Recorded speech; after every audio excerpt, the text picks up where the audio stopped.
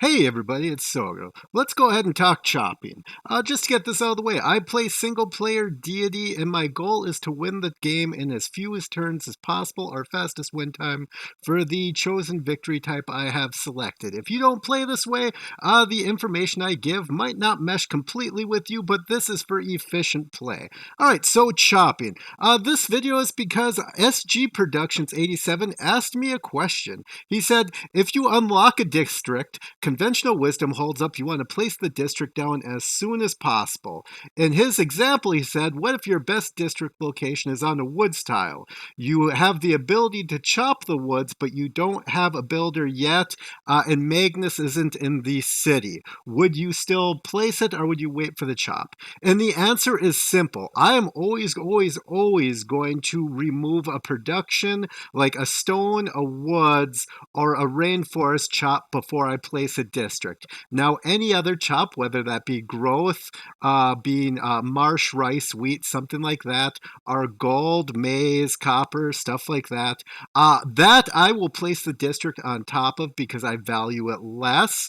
But if we're just talking a straight district, if it's on top of a production chop, you always want to remove that with a builder before you place the district. And the math is what makes this decision. No matter how many turns it takes, you're going to get more production chopping that than if you just put it on there. Especially in this situation, he's saying you just unlock the district. So that's going to be ancient or classical era. Most districts are unlocked in that stage of the game. Your production in your cities is going to be so low that even though it's only like a 40 production, when you're producing only 4 production per turn, that's 10 turns. So unless it's taking you over 10 turns, you're going to get that district faster, delaying building it and placing it. On top of that, everything doesn't happen in a vacuum. So even if you would take a few turns longer to get that district, if you build like a granary, a monument, or even if you have to build a builder in that city,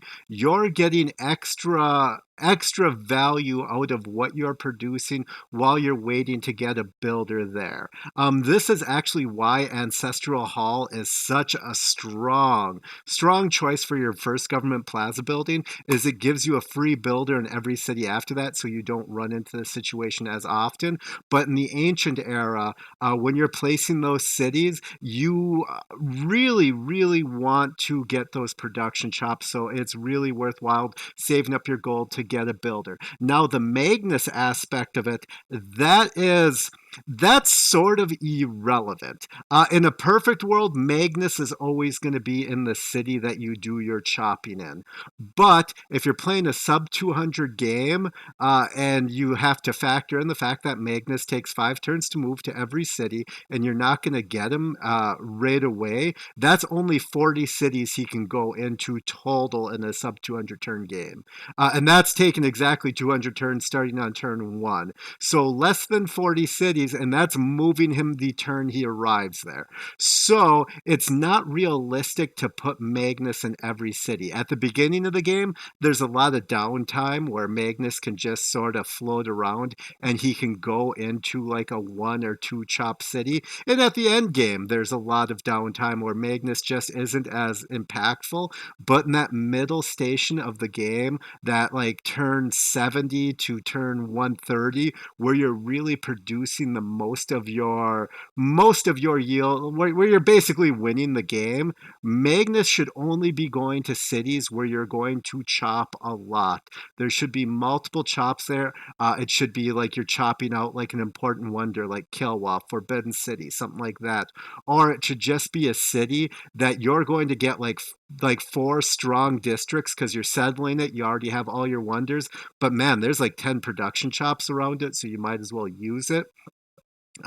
You have to make that sort of judgment call there where it's really valuable to send Magnus, because realistically, when you start looking at it, it takes 5 turns to get to each city. It's not realistic for him to go to every city. Now, another part of his question was, do you hold on to the chop until later eras because chops increase in value as the game goes longer?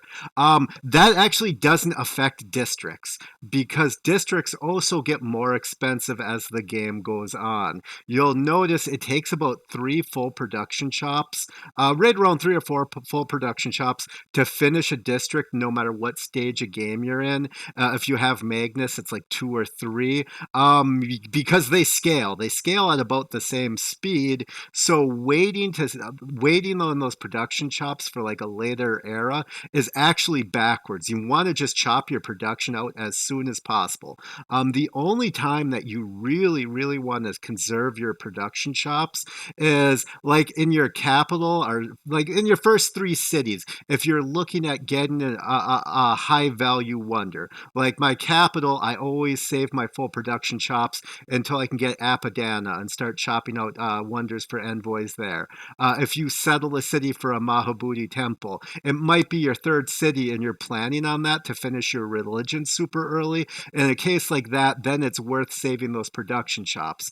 Outside of like very early wonders that are going to really scale your game, though, Forbidden City is just as good in your second city or a city that you settle on turn 100 that just has enough production chops to chop it out. Kilwa, yeah, it's amazing if you can put Kilwa in your capital. It's amazing if you can put Kilwa in a very strong city. But Kilwa performs almost as good in a trash city as long as you have suzerainty of a lot of city states and you can get the empire-wide bonus. It's one of those things where if you're saving production chops for something 100 turns from now, you're not going to get the value.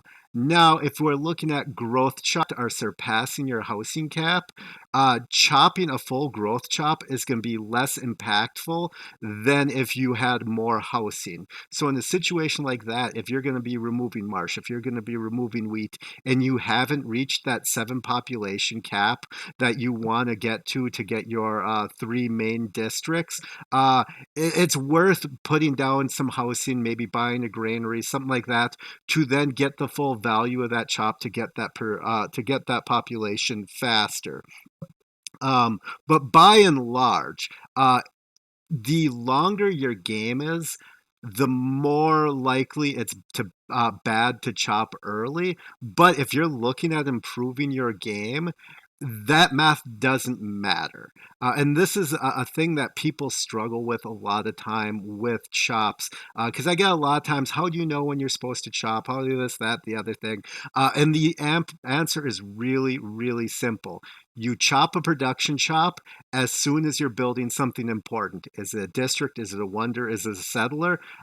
Is it going to impact your game? Yeah, you chop that out. If you're just building something because you're waiting to unlock the next important thing, don't chop that out. Like if you're just killing turns building a monument or a granary because you haven't unlocked a commercial hub, yeah, that's not worth chopping. But now you've unlocked that commercial hub, you want to get your next trade route out, chop it. It doesn't have to be a wonder. It can be your next district that's going to advance your empire.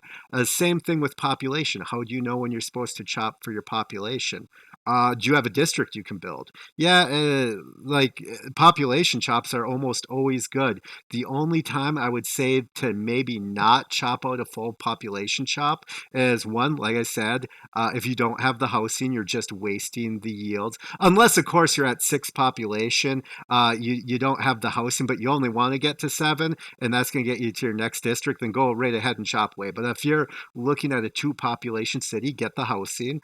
The other time would be if you don't have the amenities, and this is going to take amenities away from your capital and thus decrease your overall yields. When you're chopping population, realize every 2 population is going to cost an amenity. So if you're at a plus 10%, plus 20%, but you only have a 1 amenity buffer on that plus 20%, yeah, getting that district out is good, but how much is that district going to provide versus what your capital is providing right now? And how soon can you get another luxury to our amenity to offset that? Now, once again, if this is early game, that plus 20% is irrelevant. This is the when you have to start thinking this is probably right around turn 100. Pre-turn 100, that plus 20% is providing so little. It's better just to get districts out. After turn 100, you want to start factoring in. Okay, if I start blowing up my population, is that going to take away from my capital? So you're going to want to factor in that. As far as gold chops go, overall they're weak at any stage of the game. If you just want to buy something and you have a builder charge, just use it. Like if a district's eventually gonna go there, just chop it. It's like it's never viable to work a maize tile. It's never viable to work a copper tile unless it just happens to be the best tile in a city. And in that case, you have a really weak city.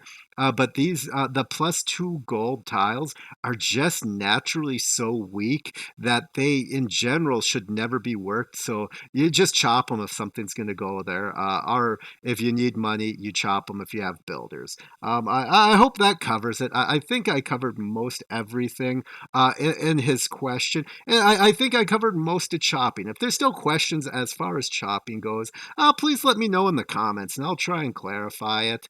Otherwise, if you enjoy this and you want more of my content, please like this video and subscribe. Otherwise, thank you for watching and bye.